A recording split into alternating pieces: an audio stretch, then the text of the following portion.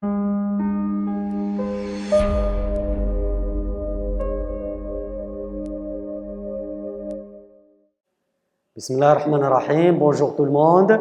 On va continuer notre leçon avec la deuxième séance avec une autre activité. C'est l'activité de communication et de langage. Et bien sûr, c'est la même page. Vous pouvez suivre sur vos manuels page 142. Comme objectif de cette séance, on va essayer de savoir indiquer la modification d'un état. Comment on peut modifier l'état ou bien l'état de n'importe quelle action, comment peut être modifié. Et deuxième objectif, savoir prendre rendez-vous. Donc, il y aura deux activités, la modification d'un état et comment prendre rendez-vous avec un médecin, avec un directeur, avec un PDG d'une société, etc. Donc, on passe.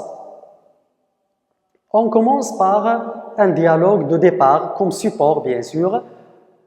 La scène se passe dans un établissement, n'importe quel établissement, entre deux fonctionnaires par exemple qui discutent, deux amis, deux camarades ou bien deux collègues qui se discutent entre eux. Regardez, Monsieur Sedri et Monsieur Fathi. Monsieur Sedri et Monsieur Fathi vont rédiger ou bien vont mener un dialogue. Monsieur Sedri, Fathi, tu deviens de plus en plus nerveux. Fathi, Monsieur Fathi, oui Sedri, je ne me sens pas à l'aise ces derniers temps. Monsieur Sedri, remarque, tu as aussi grossé. Monsieur Fathi, c'est parce que j'ai cessé de faire du sport, peut-être. Monsieur Sedri, il faut essayer de maigrir. Monsieur Fathi, je pense voir un médecin. Monsieur Sedri, je connais un spécialiste. Si tu veux, je peux te prendre un rendez-vous pour mardi vers 10 heures. Monsieur Fathi, non, je ne suis pas libre. C'est-à-dire le mardi, je ne suis pas libre. Monsieur Sedri, et mercredi, ça te va? Monsieur Fathi, oui, ça me va. D'accord, je serai libre. Donc, il y a deux personnes, deux collègues qui discutent dans un établissement. Il y a un problème dans ce dialogue, ou bien quelqu'un qui ne sent pas bien. Monsieur Fathi, il est malade, il ne sent pas, il dit oui, je ne me sens pas à l'aise ces derniers temps. Je suis malade, je ne me sens pas à l'aise. Donc, son collègue remarque qu'il devient de plus en plus nerveux. Il se nerve facilement. Il se met en colère tout de suite. Donc, M. Sedri lui dit, remarque, tu as aussi grossi. Il y a deux problèmes. Il ne sent pas à l'aise, il est malade. Il a aussi grossé, il devient gros. Alors, qu'est-ce qu'il va faire? Ou bien, pourquoi il a grossi? Il dit, c'est parce que j'ai cessé de faire du sport peut-être. Peut-être, il ne fait pas du sport, c'est pour cela qu'il a grossi. Monsieur Sedri, il faut essayer de maigrir. Regarde, grossir, maigrir. Deux mots, deux verbes contradictoires. Grossir, maigrir, c'est le contraire. Donc, comme on a dit dans le titre, on va découvrir comment se fait la modification d'un état. Quelqu'un qui est gros, qu'est-ce qu'il doit faire pour maigrir? C'est la modification d'un état. Je pense voir un médecin. Donc, pour maigrir, pour atteindre cet objectif, pour modifier cet état, il pense à aller voir un médecin. Je connais un spécialiste. Donc, son camarade, son collègue, lui propose d'aller voir un spécialiste. Il connaît un spécialiste. Il lui propose de lui prendre un rendez-vous pour mardi vers 10 heures. Donc, Fathi, il intervient, il dit « Je ne suis pas libre. » Donc, pour mardi vers 10 heures, peut-être il sera occupé, il n'est pas libre. Donc, son collègue lui propose le mercredi. Et Fathi répond « D'accord, oui, ça me va. D'accord, je serai libre. » Donc c'est le mercredi que Monsieur Fathi va voir le médecin. Pourquoi il va voir le médecin? D'abord parce qu'ils ne sont pas à l'aise et ils commencent à grossir. Donc le but de la visite du spécialiste ou bien du médecin, c'est de changer une situation. Elle est gros, elle cherche à devenir maigre, bien mince. Donc c'était un dialogue ou bien un texte de départ pour voir ou bien pour travailler sur l'objectif de cette leçon. Donc identifier les personnages et le lieu. Qui sont les personnages? Où se trouvent-ils? Comme on l'a déjà dit, la scène se passe dans un établissement. Donc le lieu, c'est un établissement. Un établissement, que ce soit une administration, un collège, un bureau des fonctionnaires, etc. Quels sont les personnages? Il y a deux personnages, M. Sedri et M. Fathi, deux collègues qui travaillent dans le même établissement. Donc, la compréhension et validation des hypothèses. La première question, quels sont les personnages? Les personnages, c'est M. Fathi et M. Sedri, deux collègues qui travaillent dans un établissement. Où se trouvent-ils? Ils se trouvent dans un bureau ou bien leur bureau dans un établissement. De quoi parlent-ils? Ils parlent de quoi? Les deux collègues parlent d'un état, d'une maladie. M. Fathi, qui ne sont pas à l'aise. Et M. Sedri lui propose d'aller voir un médecin pour maigrir. Et les gros, donc l'objectif, il cherche à devenir mince ou bien maigrir. Qu'a remarqué M. Sedri? Regardez, M. Sedri. Fathi, tu deviens de plus en plus nerveux. Elle a remarqué que son collègue Fathi, il devient de plus en plus nerveux. Deuxième remarque, tu as aussi grossi. Il remarque que Fathi, il devient gros. Il a grossi aussi, c'est-à-dire deux remarques. Il devient nerveux, il devient gros. Que propose-t-il à M. Fathi? Donc, M. Sedri propose à son collègue M. Fathi d'aller voir un spécialiste, un médecin.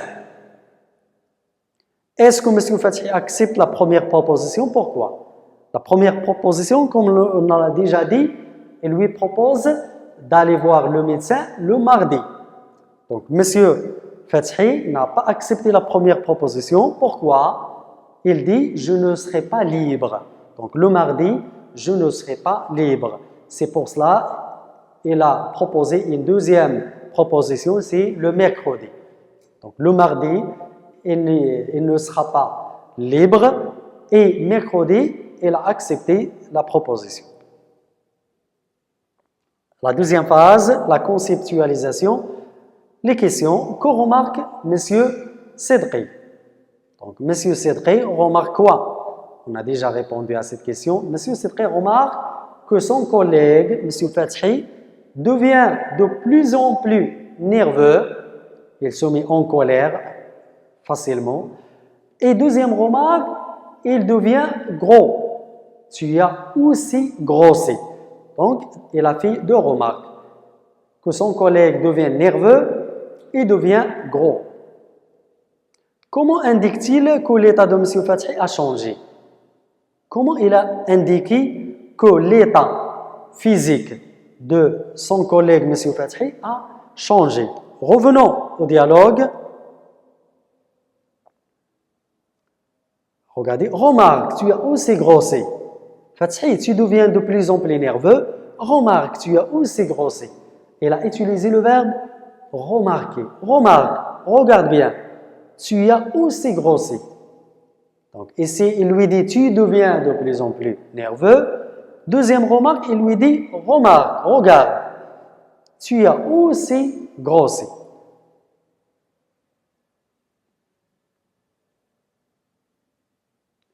Donc la troisième question, avec qui M. Sedri va-t-il prendre un rendez-vous? Pourquoi?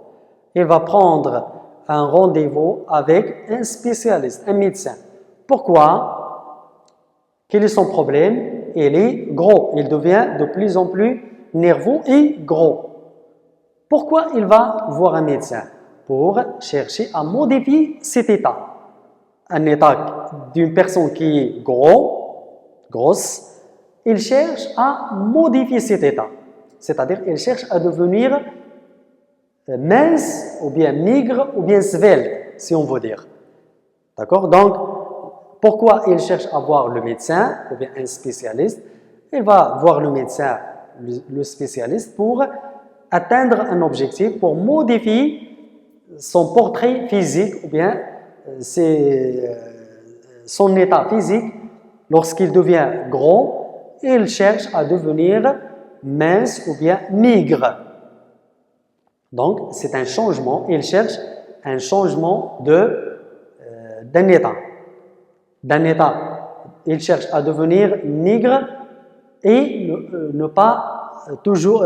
pour ne pas être gros toujours. Donc, évaluation. La troisième phase, évaluation. Activité numéro 1, le nombre de crimes. Bien sûr, vous pouvez suivre sur vos manuels, page 142. Vous avez deux activités. La première activité, le nombre de crimes a diminué dans la ville depuis la mise en service de la police préventive. Observe la phrase ci-dessus. Qu'est-ce qui a changé dans la ville? Quel mot a indiqué la modification de l'état de la ville? Dans le même cadre, comme M. Fathi et M. Sedri, ils cherchent à modifier un état physique. Ils cherchent à modifier son état qui est gros, ils cherchent à devenir mince ou bien maigre. La même chose ici, il y a un changement d'un état.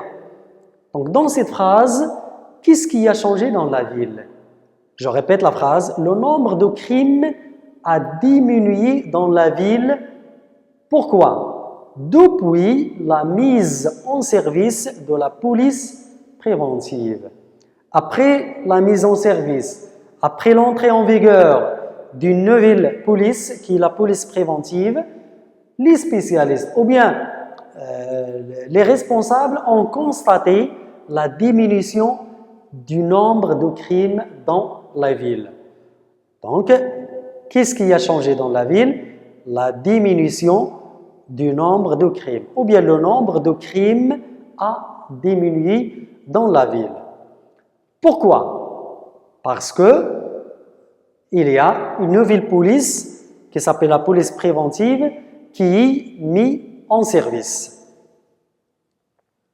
Quel mot a indiqué la modification de l'état de la ville? Quel est le mot qui indique la modification de cet état? Donc, le nombre de crimes a diminué dans la ville depuis la mise en service de la police préventive. Donc, le mot qui exprime ou bien qui indique cette modification, le nombre de crimes a diminué. Donc, le mot c'est diminué. Il y a élevé, un grand nombre de crimes, diminué, par exemple 10 diminué à 5 par jour, par exemple. Voici une série de verbes qui peuvent indiquer la modification d'un état. Emploie-les dans des phrases. Donc, comme le verbe diminuer, on peut trouver d'autres verbes qui expriment ou bien qui indiquent la modification d'un état. Donc, bien sûr, à côté du verbe diminuer, on peut trouver le contraire, augmenter. On peut trouver le verbe développer. On peut trouver le verbe devenir, réduire, comme le verbe diminuer, réduire, grossir, comme M. Sedri, il devient gros. Vieillir, c'est-à-dire l'âge. Maigrir, c'est le contraire de grossir, qui devient mince. Et agrandir, comme un enfant qui agrandit. Donc, à titre d'exemple, je vous donne un exemple. Vous pouvez trouver d'autres phrases qui expriment la modification d'un état. Par exemple, premier exemple, le niveau de la rivière a augmenté après la pluie. Le niveau de la rivière a augmenté. Deuxième modification, donc lorsqu'on dit le niveau de la rivière a augmenté, c'est une modification d'un état. Le niveau de la rivière était normal, après la pluie, le niveau a augmenté. Grâce à la pluie, le niveau a augmenté. C'est une modification d'un état en général. Deuxième exemple, Jamel est devenu un homme. Jamel, autrefois il était un enfant, maintenant il devient un homme. Le verbe agrandir, il est agrandi. Jamel est devenu un homme. C'est une modification d'un état. Troisième exemple, le patron de l'usine a réduit le nombre des ouvriers. Un patron d'une usine qui a réduit le nombre des ouvriers. Par exemple, elle avait dans son usine 200 ouvriers, 200 employés, 200 personnes qui travaillent. Elle a pris la décision de réduire. Elle garde seulement 100 ouvriers. Donc, c'est une modification d'un état. L'entreprise, bien l'usine, n'accepte maintenant que 100 ouvriers. Donc, après 200, le nombre est devenu 100. Donc, c'est une modification descendante, bien sûr, d'une manière à réduire. Avec le verbe réduire, le patron de l'usine a réduit de 200 à 100 ouvriers. Donc, c'est un exemple. Vous pouvez trouver aussi d'autres modifications d'un état en utilisant le verbe diminuer, augmenter. Augmenter, par exemple, on peut dire le nombre d'accidents a augmenté ce mois. C'est une modification d'un état. Développer le niveau des élèves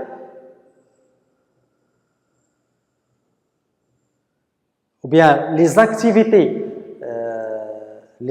scientifiques se sont développées dernièrement, cette année, etc. Donc, vous pouvez trouver d'autres phrases. On continue avec l'activité numéro 2. Jeu de rôle.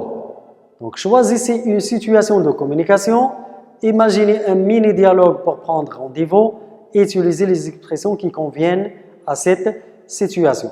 Vous avez sur vos manuels des situations de communication. Vous allez choisir une situation de communication et on va rédiger un dialogue ou bien un mini-dialogue pour prendre rendez-vous. Donc, on va travailler sur ce module. Exemple, Rachid contacte un cabinet pour prendre rendez-vous. Ça, c'est un exemple. Bien sûr, vous pouvez travailler sur d'autres exemples. On va lire ensemble ce dialogue de Rachid qui contacte un cabinet d'un médecin pour prendre rendez-vous. Donc, le secrétaire, il appelle au téléphone, il appelle le secrétaire, cabinet Dr Alami, bonjour. Rachid, bonjour, je voudrais prendre rendez-vous avec Dr Alami. Secrétaire, oui, ce serait pour quand? Rachid, cette semaine, si ce serait possible. Secrétaire, cette semaine, attendez, je vérifie son emploi du temps. Mercredi, si possible, l'après-midi après 15 heures. Rachid, mercredi après-midi, ça va être difficile pour moi. Secrétaire, sinon, je peux vous proposer vendredi dans l'après-midi. Rachid, oui, très bien. Secrétaire, 15h30, ça vous irait? Rachid, vendredi à 15h30, c'est parfait, merci. Secrétaire, bonne journée monsieur. Rachid, merci à vous aussi. Donc, c'est un dialogue qui parle, ou bien quels sont les deux personnages de ce dialogue, c'est Rachid et le secrétaire d'un cabinet d'un médecin, du docteur Alami. Donc, Rachid contacte le secrétaire pour prendre rendez-vous avec le docteur Alami. Donc, il a fixé un rendez-vous premièrement pour le mercredi après-midi à 15 h, mais Rachid n'accepte pas ce rendez-vous. Il lui dit, ça va être difficile pour moi. Peut-être elle sera occupée ou bien elle serait occupée ce jour-là à 7 h. Donc, le secrétaire lui propose un autre rendez-vous. Il lui dit, je peux vous proposer vendredi dans l'après-midi à 15 h 30. Bien sûr, Rachid, il accepte, il dit, c'est parfait, merci. Je suis d'accord avec ce rendez-vous de vendredi 15 h 30. Donc, à la fin, bien sûr, les formules de politesse et de déférence. Secrétaire, il lui répond, bonne journée, monsieur. Et Rachid doit remercier le secrétaire pour avoir lui fixé un rendez-vous. Il lui dit, merci à vous aussi. Donc, c'est la fin de cette séance d'aujourd'hui. Merci de votre attention. À la leçon prochaine, Inch'Allah. Merci.